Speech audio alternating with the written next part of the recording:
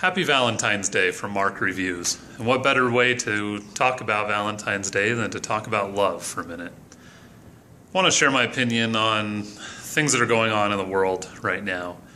And I don't want to get overly political, but I think it's important in a time when there's a lot of negativity, a lot of things going on where people aren't willing to listen to other people, kind of take a step back and think about humanity in general as part of our family. We all have to live here on this earth. We only have one earth. And if you think about those people around you as if they were your mother, father, brother, sister, spouse, child, it makes it easier to treat them the way that they should be treated.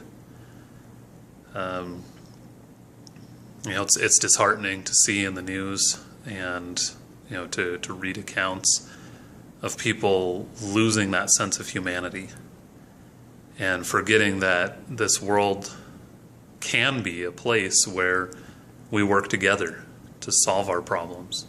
We set aside our differences and look for common ground. And that's been missing in politics for a long time. And unfortunately now it seems more and more it's missing in our own personal lives and between neighbors and friends and coworkers. The joke about the Thanksgiving table being a place for conflict as people talk about divisive issues like politics and religion. It doesn't have to be this way. Don't buy into the lie. Don't buy into the hype. Seek out opportunities to learn from people whose opinions differ from your own. If you've spent the last 10 years getting your news from one source, open your eyes and look for other sources. There's something called confirmation bias, whereby if something you come across reinforces the biases that you already hold, reinforces the beliefs that you already hold, you are immediately inclined to think of that as being truthful. Sometimes it's not. And it's important to realize that there needs to be room for differing opinion and differing voices. Abraham Lincoln, at a very divisive time of our nation's history, talked about putting together a team of rivals. He surrounded himself with people who thought and believed differently than he did. And there's a reason that he's one of our most revered leaders in our nation's history.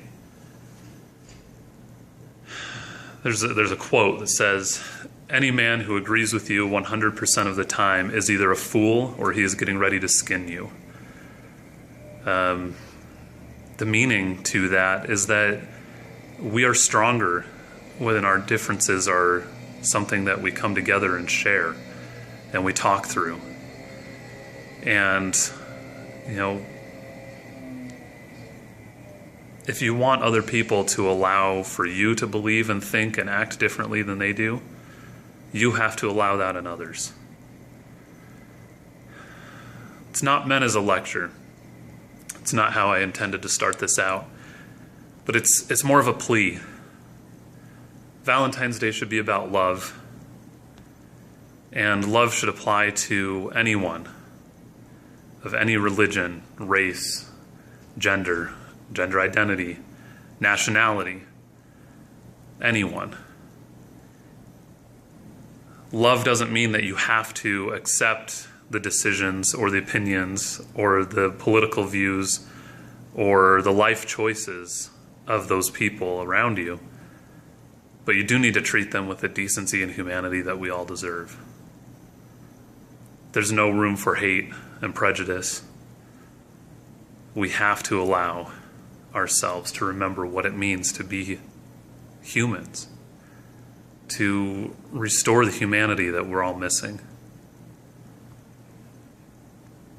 I want that to start with me. I want that to start with you, your neighborhood, your community. Step outside your shell. Turn off Netflix and go outside.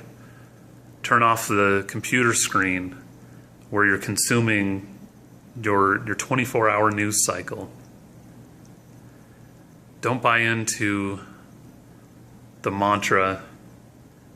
Don't buy into the hype and the political discord that tells us that we're more different than we are alike. That's never been the case. We are more alike than we are different.